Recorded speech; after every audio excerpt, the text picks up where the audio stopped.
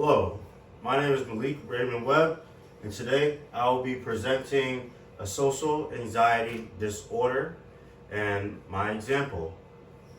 Let's go. Alright, my patient profile is a young female. Her name is Bilquis Muhammad. She's 28 years old. She's African American. She has two brothers, a sister. They're both well above her in age. Her mother never married her biological father, and her father abandoned them and died when she was 3. She has a boyfriend of 9 years.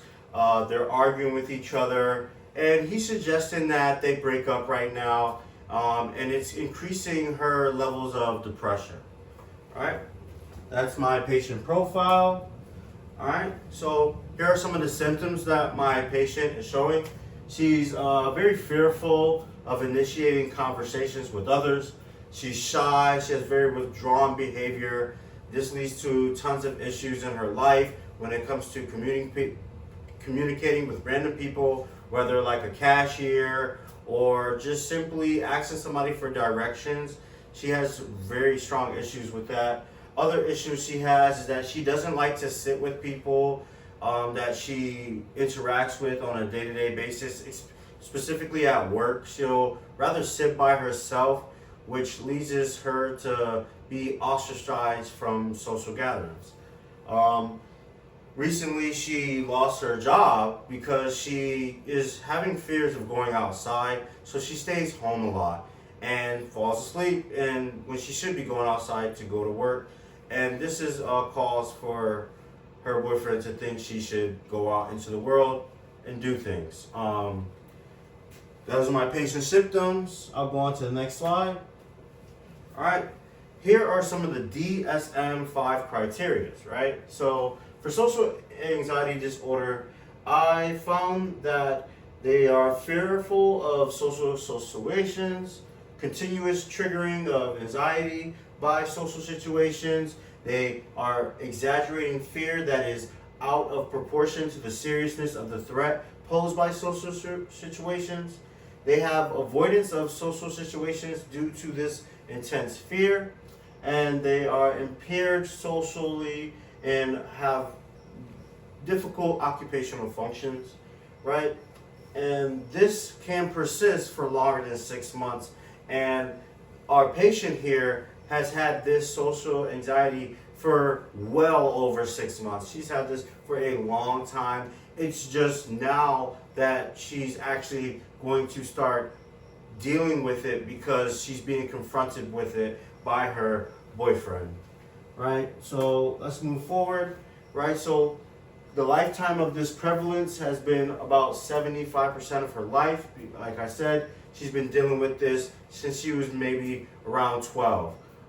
It occurs twice as much in females than it does in males.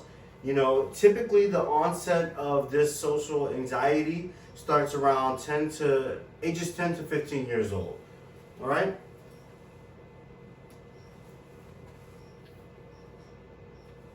All right, so our assessment that we're going to be doing is a social avoidance and distress scale, right? It's called SADS.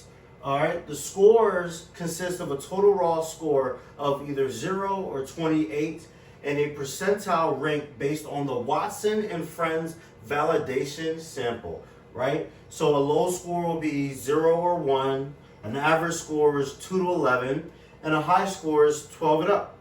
Yeah. All right. This is our patient's assessment score, right? Bilquis scored a 16 on the assessment. A social anxiety disorder is present, right? Bilquis' therapist is going to supervise her at work and monitor her interactions. She's going to also try to meet her with her boyfriend to get a good gauge to see how they interact and see how things are.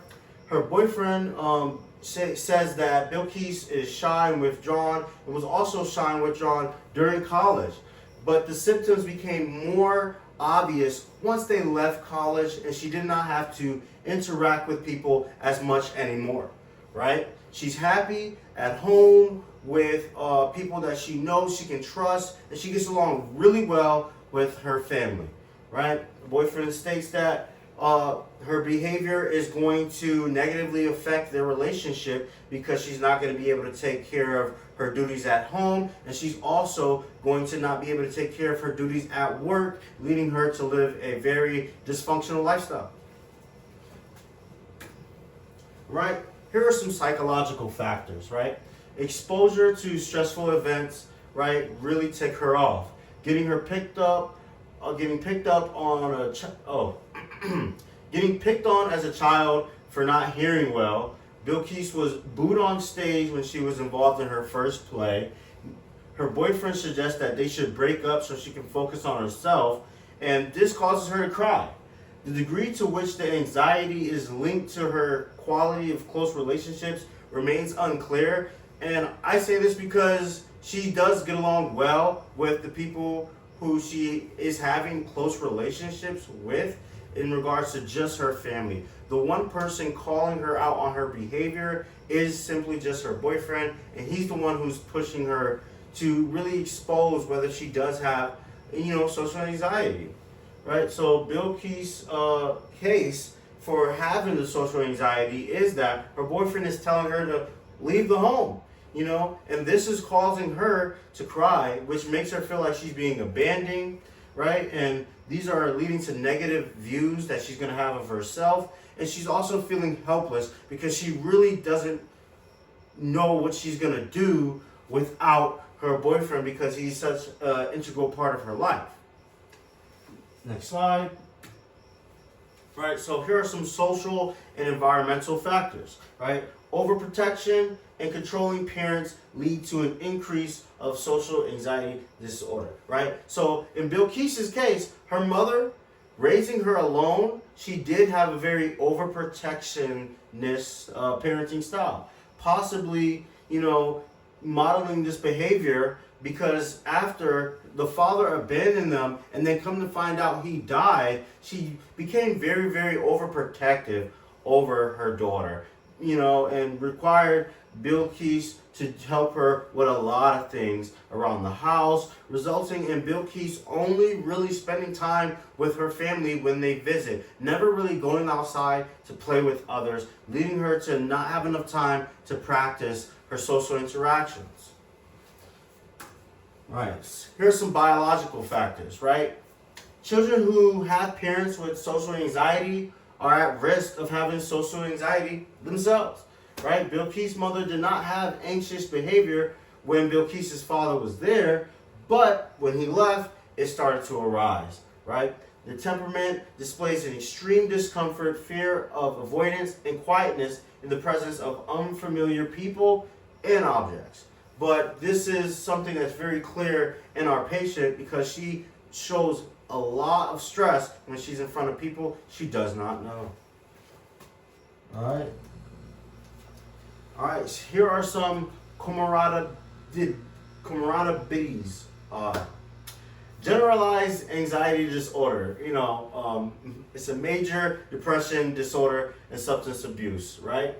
So Bilquis does drink, and she has been beginning to binge drink a little bit. And this is because she's starting to realize that, when I drink, I just become a bit more social. But she's a sloppy drunk, and this is not something that her boyfriend likes at all. He wants her to, learn how to really find herself, and these are like some of the reasons why he's dialing back and trying to look for some help for her, and she's also now exploring her mental state as well, right? Bilquis has been experiencing these symptoms, and she's developing a major depressive disorder when she is not, drinking, right? So more than enough to fit. This is more than enough to fit the criteria for her having social anxiety, all right? All right, here's the treatments that you can use so you can have a cognitive behavioral therapies, right? Our most well-known and effective treatment for people overall, right? So exposure remains in an unfamiliar and fearful situation, regardless of the fearful symptoms it brings to them, right? These types of strategies, when you put people in a situation where they have to talk, where they have to communicate with others, allows them to engage in a familiar relationship with someone that is actually a stranger, but it teaches them those skills they need to learn in order to build those relationships. And building relationships is fundamental to human life, not just anybody, even animals. Everybody needs to build these types of relationships. And that's what we're going to focus on by doing CBT. All right, the patient's treatment. Bilquis began CBT individually and in a group with the therapist 2 days a week for 1.5 hours per week, right? So one day she has individual, and then the next day she's in a group, right? So exposure lists that these situations are fearful. She doesn't really know the therapist, right? And she doesn't know any of the people in the group to meet, but she's going to begin role playing with the therapist alone, and then she's going to be actually enacting these conversations with the group on the second day of therapy during the week. All right, they're also going to go over relaxation trainings. She's going to learn a lot of social skills, and when she's in the group environment, there's a lot of positive feedback from the group because they all support each other when they do decide to open up within the group, right? And she ends up going through this process for around 7 months, right? The results of Bilquis's treatment, right? The patient was in the process for 7 months, right? And then she did a follow-up 2 months later. The symptoms are not as noticeable, right? She developed 4 new friends from the group. You know, her relationship with her boyfriend is improving. She still feels nervous though when she goes outside, you know, but it's not holding her back from attacking her life and doing things. You know, she's no longer afraid to ask for directions or talk to a cashier in order to pay for things that she needs, you know. And one of the things she's done that really stands out is she's decided to throw a party at a park for her birthday, which shows that she's doing things actively to avoid going back deep into her social anxiety disorder, right? She's not afraid to speak with people as much anymore, and this is great news. All right, here we go. We have some references. 1, 2, 3, 4, 5, 6, 7,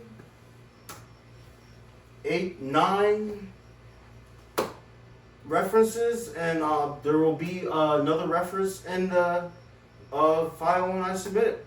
All right, thank you. Have a good day.